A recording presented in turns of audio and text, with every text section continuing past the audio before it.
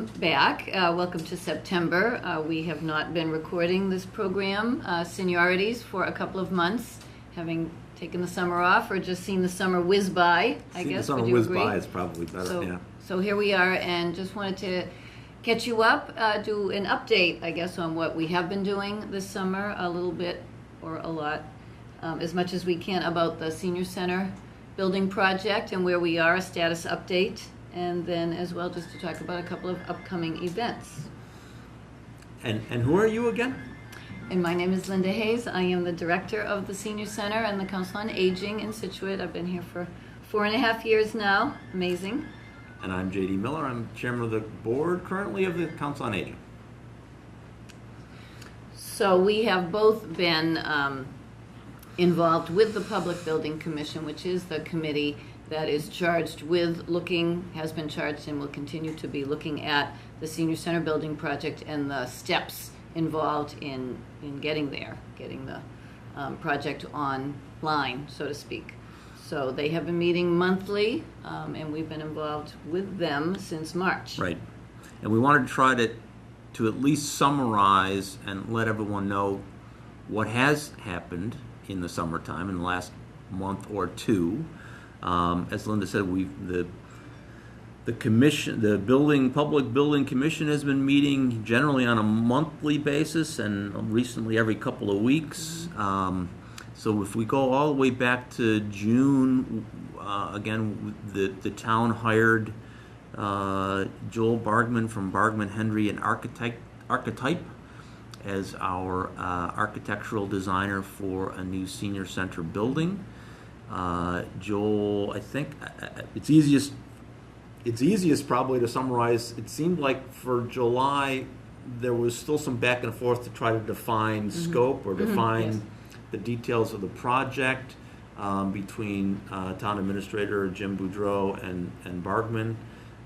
So there was some back and forth to make sure contractually the commitments, the definition, the funding was all appropriate.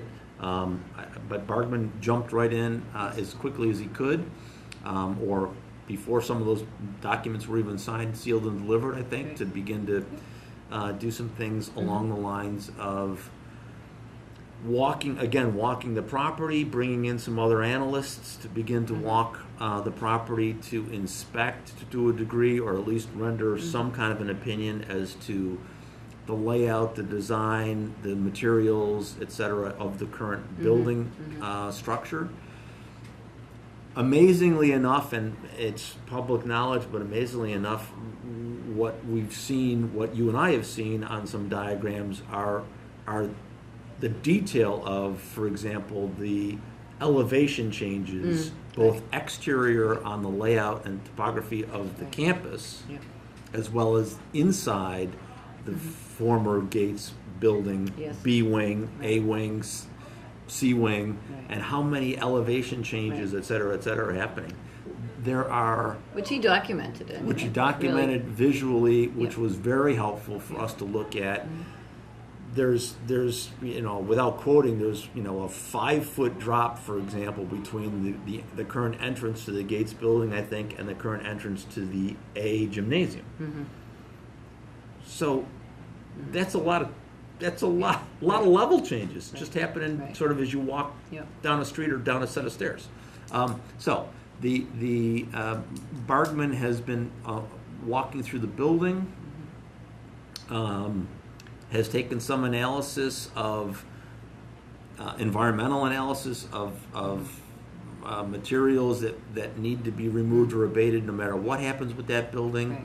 And so in July and August, some of that process was happening. Also in July and more perhaps in August, there was a scope and definition to try to get a handle on in terms of what are we trying to do in terms of renovation, if anything? What are we trying to do in terms of new building? Where does that new building go? Does a renovation connect to a new building? Does it not connect to a new building? So there was just a lot of options to hone down. And honestly, it got kind of confusing sometimes because because of elevations, renovations, new, old, connector, not connector. So that's what's been happening really in the last, I would say, month to month and a half. Yeah. I can summarize a little bit, because what we've been trying to do, or what we have started to do, and folks may see this in the Mariner, we've been trying to publish a simple summary of a time period as to what's going on with this project, to keep everyone informed, even just with bullet points. We will also give this to Scituate Cable TV and let them put up some of this information, but I will illuminate a little bit, or repeat a little bit what's gone on in terms of certain time periods. So we summarize the time period from July 15th to August 17th, and this is, again, simply an effort to keep the Scituate community informed and updated on activities concerning the Senior Center Gates Campus project, and bring forthcoming information that's changed every couple of weeks. So what was happening from July 15th to August 15th, basically, and I can read this specifically under just the facts. There was a preliminary review and analysis of the exterior only of the currently unoccupied Old Gates School, to examine materials, the environmental impact, and the condition of roofing, siding, windows. The A wing was also evaluated for feasibility to potentially house other programs, selected town services, or the recreation department.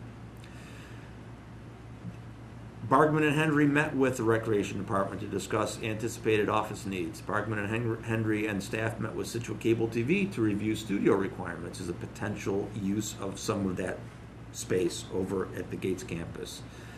Met with the veterans agent in terms of potentially being able to move an office from town hall to a new building or a renovated building.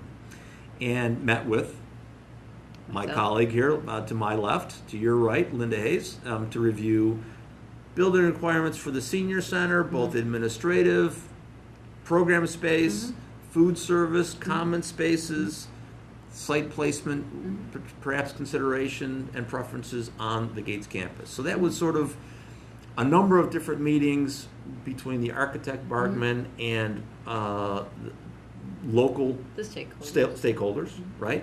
To take a look at needs and understand potentially what was going on, to be able to figure out, does this incorporate?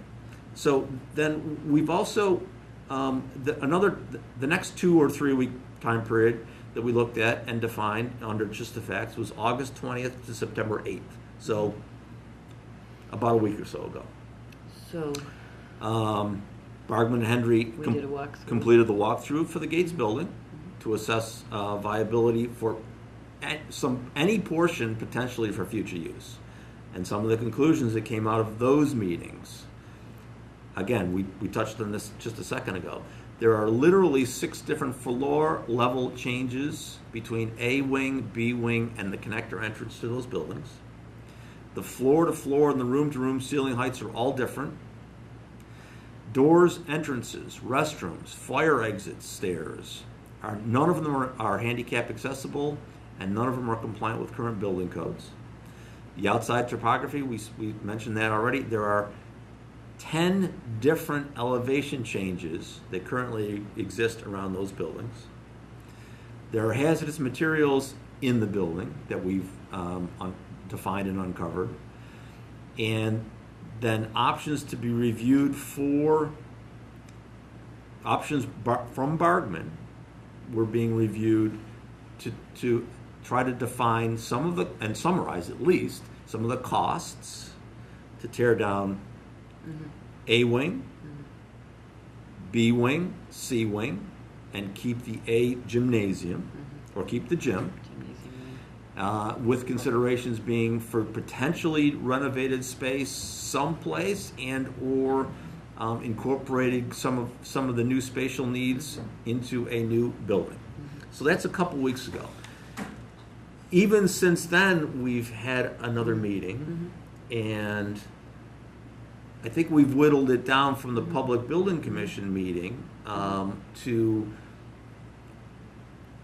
roughly 2 options. One is a standalone senior zone. So demolition of, in terms of gates, The bulk. literally the bulk of gates. The C wing, which is the old 1960s wing. The B wing, which is the main frontage of the building that you're looking at when you drive by on First Parish Road. And the A wing, which is sort of the adjunct to the gym that housed some locker rooms and some things along those lines. Classrooms, actually. And some classrooms. So, yeah. So basically knocking everything down but the gym and putting up a new standalone senior center, someplace potentially on that footprint as we lay out the new space and the new campus. And so there are still some design considerations in terms of logistics, traffic flow, parking, what to keep in terms of sort of the common area entrances from the street, trees, etc.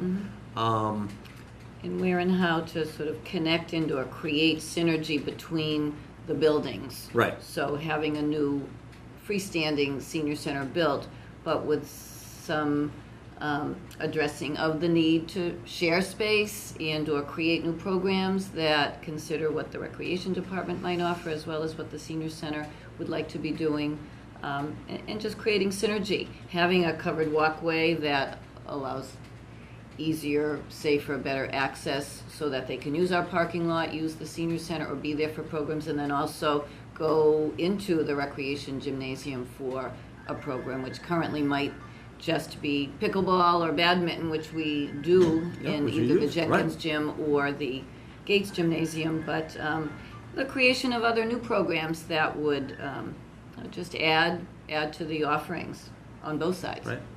So I should mention that also after all of the analysis in July and August, this was also the least expensive option. To renovate, there's going to be costs to renovate a building that no one knows what would be being renovated for, and there's costs no matter what we do in terms of renovating or tearing down to abate the environmental issues of asbestos and other hazardous materials that are in the building materials in the building. And the numbers, based on summary numbers from the architect, were that the least expensive option was simply to knock down C, B, and A wing and construct a new building that's been spec'd for its needs, not pigeonholed to try to fit something that it wasn't made for in the first place. Right. And as Linda's just said, maybe build a connector, somehow walkway, exterior to the building, covered to the building, but 2 separate entities that hopefully there are some synergies in terms of traffic. And that's kind of where we are right now. So but we can cultivate, individual community benefits, but still work together to create a true community campus, which is exciting. Right. So, the design of the building hasn't been formalized in any way, shape, or form yet, but there's been some roughs. What's needed for your programming space? Where would an entrance be to the building? Would it be facing north, south, east, west? How does traffic flow come through? How does parking hit the entrance? They are considering trying to arrange parking so that it's off the street, maybe not the first thing someone sees from the street, particularly, and also helps to kind of buffer where it abuts property owners and where the senior center gets placed. But access is important to a front entranceway and or side entranceway that brings people in, so that there is a lobby, there is an opportunity for being greeted and for also easily finding where in the building they want to go. So that's one of our priorities was being able to welcome people into the building, have a front desk area, have a lobby area, and very easily send people, whether it's into a multi-purpose room, a dining area, a library, and or the program classrooms and office space for the staff that people need to access easily. We're planning for a two-floor, which allows space Right, to be a two-story building, yep. little bit nicer laid out without long corridors. That's one of the things that makes for a smaller footprint. And today, with the way the architect would design, really some open space, which is really, really nice.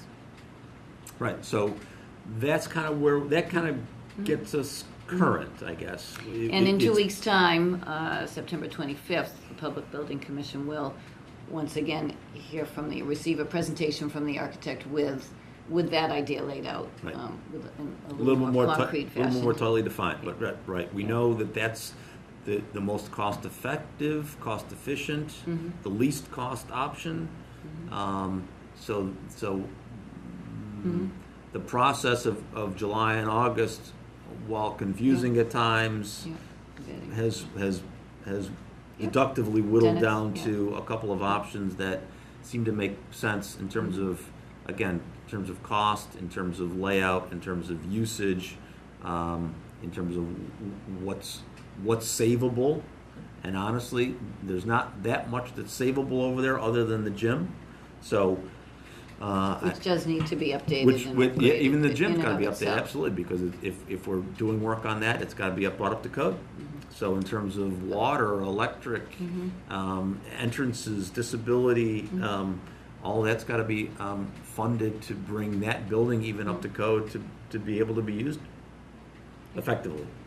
So there are some costs out there, but this is kind of where we are, and that seems like it's sort of settled into the best option. Yes, well, thank you. So- That was a good summary, good synopsis. So that's Senior Center. Yeah. I know there's lots of stuff going on It's September. on your desk, right, on your desk. School has begun. So why don't you let us know what's going on? Well, I will, I guess, start because as we're taping now, in a week from this weekend, on September 23rd, we are planning our first and hopefully annual, we're calling it the Go for Life Family Fun Walk. And it was somewhat initiated through the Mass Council on Aging, who was offering an opportunity for communities to receive a little bit of support funding to do the walk as a community celebration of walking and fitness for our older adults, but also to include all ages and family members, just to highlight the accessibility of walking and to celebrate those who are doing it and achieving results and becoming more fit and more well. And we're better really than in Scituate to really highlight this activity, which of course you go out on a Saturday or Sunday morning and see how many people are doing that anyway, but along the coastline. So we have planned our walk for Sunday the 23rd, as I mentioned, from the Harbor Community Building, Pier 44 area, which for a 1 mile walk, taking people up to the Sandhill sign and Rotary turnaround and coming back, or for those ready for a 2 mile walk to the lighthouse and back. But as part of this, the Council on Aging has been embarking and planning on a new initiative, which we are going to be kind of kicking off and announcing on that date as well, along with AARP, for which or through whom we've received some certification to becoming an age-friendly community or part of a network of age-friendly communities, of which we are internationally, worldwide, we are 280. Right, I was going to say there's maybe 300, less than 300 worldwide. 284th. But in Massachusetts, number 31 or 2, I Right. believe. So there's just a little more than 30 communities already embarking or having embarked on this initiative. But it's very exciting. And it is a community. It's a community initiative. It's how to live, how to structure infrastructure properly to benefit the most. Townwide framework for reviewing and addressing features that contribute to accessibility, usability, enjoyment for all ages, really. Involvement. Age-friendly implies, of course, it's geared toward older adults, but really it's for cultivating a community in a town that's great to grow up in and to grow older in, and that's what we're after, just to continue along the whole lifespan, the spectrum of ages, to just make as much as we can friendly, available, safe, and enjoyable. So we're excited about that, and AARP will be on hand at the walk to formally sort of bestow the certification that we are now part of this network. So that's exciting. That's exciting. So we're using that opportunity to celebrate. So we will have 10:30. People can come and register if they haven't called the senior center already and pre-registered, which would be great. And if you do that, we have free T-shirts for the first 50 who pre-register. How's and that? Yeah, free that is T-shirt. Free Take T-shirts. a walk. The senior center has a new logo we're showing off, and also to commemorate the age-friendly program as well. So anyway, 50 free T-shirts for the first people to pre-register, and then on that day, of course, you can come and show up and register, buy a T-shirt. We have a DJ. We will have some resource tables with relevant wellness information, conservation trails, things available in Scituate to help with walking. I've noticed, as a matter of fact, more trails being marked Yeah. around town these days. So there are. We have a trail walking group right. who really tries to look at some different areas around town and familiarize people with places they haven't gone the paths before. are being marked, so you I've can discovered follow some, yeah. follow a marker. And MCOA, as well as the Scituate Senior Center, really did want to highlight that we have walking groups, that we have been doing this. We did receive a grant through the Scituate Education Foundation to purchase and have one of our staff trained in the use of Nordic walking poles, which are really a tremendous workout. Oh, absolutely. And more than just cross-country ski poles that you can take out with you. There's But it's really the same, a method. It's the same motion, isn't Somewhat. it? There is instruction involved, believe it or I not. mean, but it's yeah. arms and legs. It is, yes. Yep. With the poles. So nicely yeah. enough, that is our big raffle item. So coming to the walk, buy a few raffle tickets, you may win a set of poles, Oh, which were donated and very nice. And we have 10 ourselves, so that if individuals come for the training over a couple of weeks and then are able to borrow the poles anytime or take them out on the trails or for the walking club as well. So that's kind of a nice I think there's aspect. going to be some people that are going to be using those poles to walk on For the walk, right? yes. Yeah, we Yeah. hope so, just to show them off Yeah. and do some demonstrations. So we will have, I was going to say, some demonstrations, some stretching through one of the businesses in town before the walk with some information about that. And then as a special treat, as people return, we have a Kona ice truck coming with an almost nutritional snack or refreshment. Anyway, shaved ice, tropical shaved ice, it's great. So he'll be there at 12:30 until 1:30. So we'll be in the building, we'll be 10:30 walking. or 11? 11 for the program, Okay. 10:30 for signing up, registering, buying T-shirts, Okay. looking at materials. 11 o'clock, the announcement Yep. and instructions for the walk. 11:30 we'll step off, and then there's an hour or more where people can either leisurely walk the route or do it for a fitness workout. Come back to the building, and we have the building until 1:30 that day for music, dancing, resources, eating. No, I know there's also been some talk about even teams being. That's right. Well, we would love that idea, Put together, teams. whether it's a walking team of your family, whether it's a walking Yeah. team of your colleagues or friends, whether it's a walking team of the walkers. Right. And a gift card will go to the team with the most members Okay. for Nona's, so that everybody gets ice cream. So Okay. that was a donation, and we thank that person for offering that too. So it should be fun. We're looking forward to it and hope that you could join us. So all ages, family members, organizations from the schools, exercise groups, book clubs, anybody who wants to get out on a Sunday morning and support the senior center, Support the community. support the community, support what we have to offer and what we're planning just to make this, as good a place as it, needless to say, already is, but we know can be. So do you want? We probably haven't announced this on to this audience. You want to back up a little bit and just outline some of the age-friendly areas to think about for awareness purposes? So as far as the framework Yeah. goes, so this Yeah. was initiated through the World Health World Health Organization, and Organization. it's easily been 10 years doing that, and I can remember hearing that Brookline was maybe the first place in Massachusetts to jump on that. I'm pretty sure Boston is in now, and I'm not sure about other communities, but Boston is in.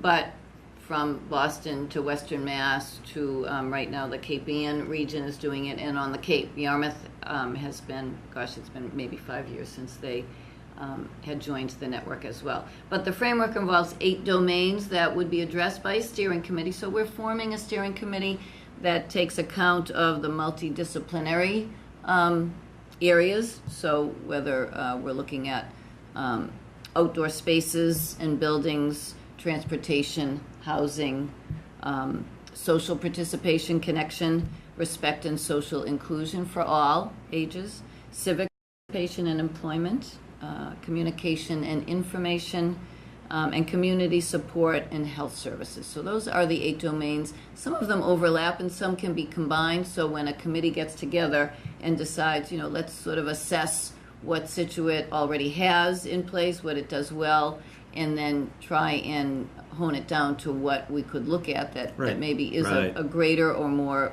imminent need, whether it is something downtown that could be improved upon, for whether it's walkability, even though we do have wonderful walking areas and sidewalks and conservation. Right, and we just talked about that. I mean, some of the talking points might be simply defining those trails for people to walk. Exactly. Or defining traffic flow so that it's easy to walk from one point in town to another, or we've built sidewalks with curbs, or those curbs have also wheelchair accessible or carriage accessible ramps to be able to cross the street and get up with a baby carriage, or exactly. So, or whether there's a traffic light that should be here or should be removed, or whether there's a rotary that should be here or should be removed, or how does infrastructure in terms of traffic, in terms of people.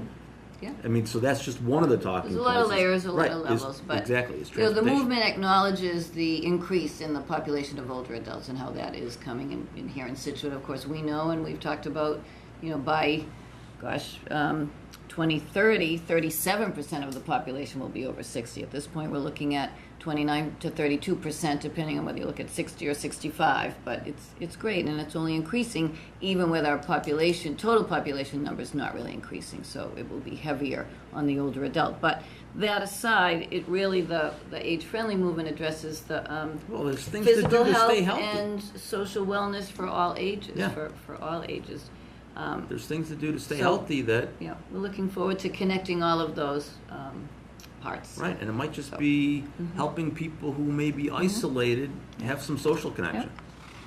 So hopefully you can join us then, 10:30 or 11 Sunday for the the program 23rd. on Sunday the 23rd, and Community Harbor Building. just help support and celebrate with us both the Senior Center and our Age-Friendly Initiative and Fitness Take a and walk. Scituate. Yep.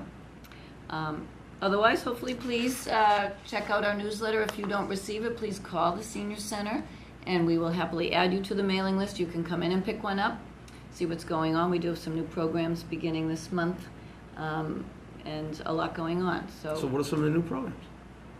Well, some of the new programs. Well, now that you've asked. Yeah.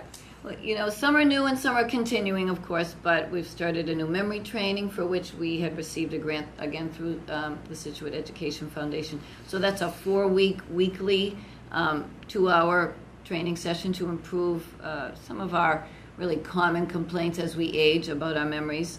That started this week, but we'll be doing it at least 3 more times within the year, through June of 2019. At least, and then hopefully we'll initiate the license that we were able to purchase. We also have a 50-plus job seekers networking group that had begun this past spring, but is continuing with some grant money through the Mass Council on Aging again. It is being held at the library bi-monthly, and it's a wonderful opportunity to receive updated information, encouragement through networking, and through a wonderful career coaching that just better positions anyone, hopefully trying to re-enter helps the job networking. market, transition in the job market, Right. look for a second career, possibly an encore career, as they like to It call helps it. networking and it helps support. Yep. So that is at the Scituate Town Library in the community room downstairs twice a month, the second and fourth Wednesdays. So please call the Senior Center if you want information on that. We also are continuing with our Tech Time monthly iPad, iPhone support, taking advantage of the knowledgeable, brilliant high school students through the Interact Club at the high school, and also have a iPad training program that they help out with for 6 weeks. Our caregiver support group is a monthly group that meets at St. Mary's with Laura Manier, our social services manager, and also a social elder services representative. So that's been ongoing and something that people may want to take advantage of. Really nice group. Also, Shine Counseling, of course, you can call the Senior Center and get assistance through our volunteer with any insurance questions you might have, especially as you are embarking on Medicare. The fall is the time to look at that. But this is also the time when the Medicare, the Part Right. D supplement is reviewed, and Usually there's it's open October to enrollment. So there December. is a presentation on October 30th about Okay. that, where forms would be distributed and information could be collected so that our volunteer could then do a search and match you with the appropriate supplement for your medications. Yep. So it is a good service. It's not a one-on-one session, it is a presentation, but Yep. that is October 30th.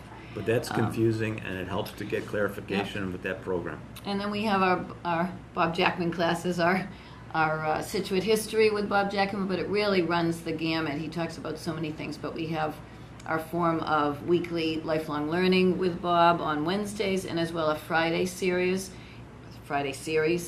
He talked last week about Winslow Homer watercolors. So he really is a knowledgeable guy, and we love having him. So there's another one in October on American carousels, and another one on bird decoys and carvings in November. So that's in addition to his Wednesday classes that he does for us on Scituate history. So it's great. People love coming for that. We have some cafe talks. The North and South River Watershed organization is presenting September 26th, in fact, coming up this month. Armchair travel to Germany and the Oktoberfest, so someone's coming in to talk about that in October. We have our men's breakfast in October going to the Untold Brewery, so if you haven't been yet, that would be a nice time to go Wait, get a tour. Breakfast and beer? Breakfast and beer. Wow. It's beer talk. Wow. Yes. And then also we started a ladies' breakfast with TED. So we have a monthly TED Talk and breakfast for women, and it's really a nice opportunity for learning, socializing, and discussing. So it's really great. So again, all of this is in the newsletter, and you can also drop in for any of this information and pick up the newsletter or see what's going on. There's much more than I've mentioned, but I can't do any I think I want to bring up, it's maybe very soon, but there's a FOSS event, a Friends of Scituate Senior event on Well, this Saturday. weekend. Yeah, Saturday the 15th. There is the fashion show that Fashion they've show. been doing the last couple of Yep. years, so this is their third. That is Saturday the 15th at St. Mary's. I believe they've sold all their tickets for Okay. that, and they are presenting fashions from J. Jill and as well Sylvia's here in Scituate. So Okay. that is something that is a fundraiser, and we're very grateful for FOSS for all of the efforts that they put into their events and their fundraising. So in October is the trivia event that's very popular. So that's something that you could still do if you haven't heard about that yet. That's a lot of fun. And I know also, and you may know more about this than I do, our sister city, West Cork, is coming to visit, and that's That's soon? next week. They're Next coming week, on yeah. Tuesday. So there's a delegation from Ireland coming to, and we were over there, I want to say. In July. We sent a delegation over there. In July. Was it? Or was it? Okay. I thought it was maybe a little earlier than that, but we were over there, and now they're coming here. Say July, I hope I'm right. Yes, yeah, they're coming over here. There's So at least if 8 you of see- them, maybe more. If you see some strangers Yeah. that are with a heavy accent around town, Right, say hello, right? I know. And there's a dinner Yeah. for, if it's open to anyone, I think, that sort of to welcome and meet and greet. But so there will be, we will have some visitors, Yeah. foreign The chamber visitors in town. itinerary is available through the Chamber Yeah. of Commerce, I believe. So Okay. thank you. Good. Thank you, JD. Great summary. Thanks for joining us. We will see you again very shortly. Very good. All right. See you soon.